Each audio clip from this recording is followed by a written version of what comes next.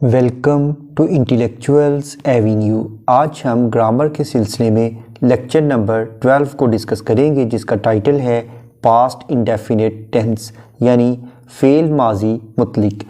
इस टेंस को हम माजी में किए गए कामों के लिए इस्तेमाल करते हैं, यानी वो काम जो हमने गुज़रे हुए ज़माने में किए थे उनके लिए हम पास्ट इंडेफिनिट टेंस यानी फ़ेल माजी मुतलिक इस्तेमाल करते हैं। यानी इसकी पहचान अगर हम देखें तो वो ये है कि उर्दू फ़िक़रात के आखिर पर था, थी, थे वग़ैरह जैसे अल्फाज आते हैं। और इसके अलावा अगर हम इसके यूज़ेस को देखें तो इसका सिर्फ़ एक ही यूज़ है कि ये माजी में किए गए कामों के लिए यानी गुज़रे हुए ज़माने में किए हुए कामों के लिए इस्तेमाल होता है। अब हम आते हैं इसके डिफरेंस की जानिब कि प्रेजेंट परफेक्ट टेंस और पास्ट इंडेफिनिट टेंस में क्या फ़र्क है। अगर हमने कोई काम आज के दिन में मुकम्मल किया है यानी टुडे उसके अंदर आ रहा है तो वो प्रेजेंट परफेक्ट में ट्रांसलेट करेंगे, लेकिन अगर कोई काम हमने गुज़रे हुए कल में किया था तो उसके लिए हम पास्ट इंडेफिनिट टेंस इस्तेमाल करेंगे। ये पहला फ़र्क है, यानी आज के दिन मुकम्मल किए हुए कामों के लिए प्रेजेंट परफेक्ट और कल के लिए हम यानी येस्टरडे के लिए पास्ट इंडेफिनिट टेंस यूज़ करते हैं। इसके अलावा दूसरा डिफरेंस ये है कि वो काम जिन्हें हमने मुकम्मल किया हो और उनके असरात भी ख़त्म हो चुके हों उनके लिए पास्ट इंडेफिनिट टेंस इस्तेमाल करेंगे, और दूसरी जानिब वो काम जो हमने हाल ही में मुकम्मल किए हैं यानी अभी अभी मुकम्मल किए हैं, रिसेंटली मुकम्मल किए हैं और जिनके असरात भी अभी तक ज़ाहिर हो रहे हैं उनके लिए हम प्रेजेंट परफेक्ट टेंस यूज़ करेंगे। ये दो बेसिक डिफरेंस हैं इन दोनों टेंसेस में। अब हम आते हैं इसके ट्रांसलेशन के तरीके की जानिब कि उर्दू फ़िक्रे को इंग्लिश में ट्रांसलेट कैसे किया जाता है। सबसे पहले हम सब्जेक्ट को ट्रांसलेट करते हैं यानी फ़ाइल को यानी काम करने वाले को। उसके बाद हम वर्ब की सेकंड फॉर्म इस्तेमाल करते हैं, वर्ब की सेकंड फॉर्म को पास्ट फॉर्म कहते हैं। उसके बाद हम ऑब्जेक्ट यानी मफ़ूल को ट्रांसलेट करते हैं यानी जिस पर काम किया गया है। अब हम आते हैं इसकी एग्ज़ाम्पल्स की जानिब, जैसा कि उसने अपनी माँ को ख़त लिखा। अब उसने ये लड़का भी हो सकता है और लड़की भी हो सकती है, यानी यहाँ ही भी इस्तेमाल हो सकता है, शी भी इस्तेमाल हो सकता है। उसके बाद उसने काम क्या किया है, लिखा है, तो लिखने की इंग्लिश है राइट, राइट की सेकंड फॉर्म है रोट। उसने लिखा, अब क्या लिखा, ख़त लिखा, ही या शी रोट अ लेटर। अब किसे लिखा, अपनी माँ को, टू हिज या हर मदर।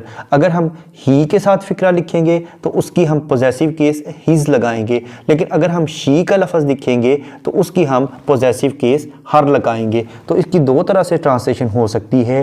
पहली तो ये है कि he wrote a letter to his mother, और दूसरी है she wrote a letter to her mother. Next है ट्रेन पुल को पार कर गई थी या ट्रेन पुल को पार कर गई, तो इसकी इंग्लिश है the train crossed the bridge. Subject है ट्रेन और पार करना यानी क्रॉस, इसकी सेकंड फॉर्म हमने यूज़ की है, और किस चीज़ को कर गई यानी ऑब्जेक्ट क्या है, वो है ब्रिज यानी पुल। तो ट्रेन पुल को पार कर गई, the train crossed the bridge. Next है गुज़िश्ता रोज़ यानी गुज़रे हुए कल में चोर ने उसके ज़ेवरात चोरी कर लिए थे, यानी चोर ने कल उसके ज़ेवरात चोरी किए। तो सबसे पहले चोर की इंग्लिश है थीफ या बर्गलर। बर्गलर कहते हैं ऐसा चोर जो कि नकब लगाए किसी घर में दीवार वगैरह को तोड़कर दाखिल हो, उसे बर्गलर कहते हैं। वैसे नॉर्मली चोर को थीफ कहा जाता है, द थीफ या द बर्गलर। अब चोरी करने की इंग्लिश है स्टील, स्टील की सेकंड फॉर्म है स्टोल। द बर्गलर या द थीफ स्टोल उसके ज़ेवरात, हर ऑर्नामेंट्स या ज्यूल्स। ज़ेवरात की इंग्लिश ऑर्नामेंट्स भी है और ज्यूल्स भी है, तो इसकी होगी द बर्गलर या the thief stole her ornaments या ज्यूल्स गुज़िश्ता रोज़ यानी येस्टरडे।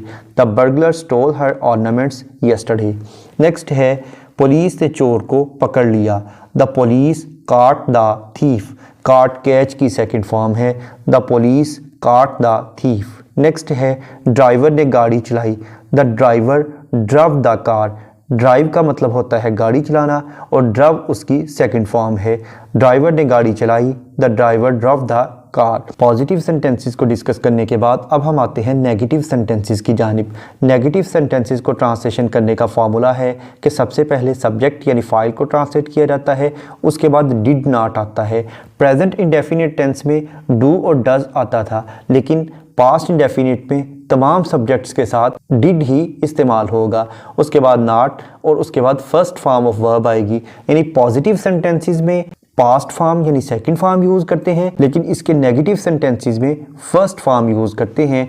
उसके बाद ऑब्जेक्ट यानी मफूल आता है। यहाँ हम नेगेटिव सेंटेंसेस यानी मनफी फ़िक्रात में इसलिए फर्स्ट फॉर्म यानी प्रेजेंट फॉर्म इस्तेमाल करते हैं क्योंकि हम पहले ही हेल्पिंग वर्ब जो कि डिड है वो बेसिकली डू की सेकंड फॉर्म है, यानी हम डू की second form did already use कर चुके हैं, इसलिए हम बार बार सेकंड फॉर्म यूज़ नहीं करेंगे। डिड डू की सेकंड फॉर्म है, इसलिए इसके बाद फर्स्ट फॉर्म ही यूज़ होगी। तो अब हम आते हैं इसकी एग्जांपल्स की जानिब। इसने दरवाजे पर दस्तक नहीं दी, he did not knock at the door. उसके बाद है सूरज नहीं चमकता था, the sun did not shine brightly. उसके बाद है उसने अपने बेटे को झूठ बोलने की सज़ा नहीं दी, शी डिड नॉट या ही डिड नॉट पनिश हर सन या हिज सन। यानी अगर फ़िक्रे के शुरू में ही होगा तो इसकी पॉजेसिव केस आएगी हिज, और अगर शी है तो इसकी आएगी her. She did not punish her son for telling a lie. झूठ बोलने की इंग्लिश है टेल आ लाई। उसके बाद अब हम आते हैं इंट्रोगेटिव यानी सवालिया फ़िक्रात की जानिब। सवालिया फ़िक्रात या इंट्रोगेटिव सेंटेंसेस का यही फार्मूला है कि हेल्पिंग वर्ब यानी डिड फ़िक्रे के शुरू में आ जाएगा, उसके बाद सब्जेक्ट, उसके बाद first form of verb, and पर ऑब्जेक्ट, और उसके बाद क्वेश्चन मार्क या साइन ऑफ इंटरोगेशन यानी सवालिया निशान आएगा। अब हम आते हैं इसकी एग्जांपल्स की जानिब। क्या तुमने सच बोला था, did you speak the truth. क्या आपने खाना खाने से पहले हाथ धोए थे, did you wash your hands before eating the meal. जब भी हम बिफोर या आफ्टर का लफ्ज़ इस्तेमाल करें उसके फ़ौरन बाद ING वाली फॉर्म आती है जिसे हम प्रेजेंट पार्टिसिपल कहते हैं। नेक्स्ट है क्या कुत्ते अजनबियों पर भौंकते थे, did the dogs bark at the strangers.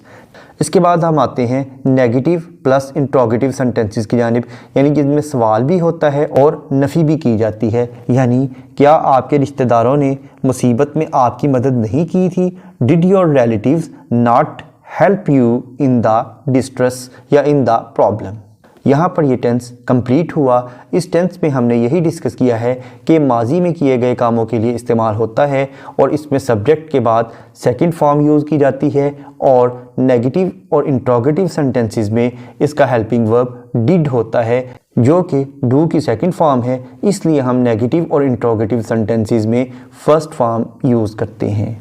यहाँ पर यह लेक्चर ख़त्म हुआ। इन तमाम टेंसेस को डिटेल में समझने के लिए इसी चैनल यानी इंटेलेक्चुअल्स एवेन्यू पर ग्रामर या टेंसेस की प्लेलिस्ट को विज़िट करें। इन दोनों प्लेलिस्ट्स का लिंक नीचे डिस्क्रिप्शन बॉक्स में मौजूद है। Thank you for attending this lecture.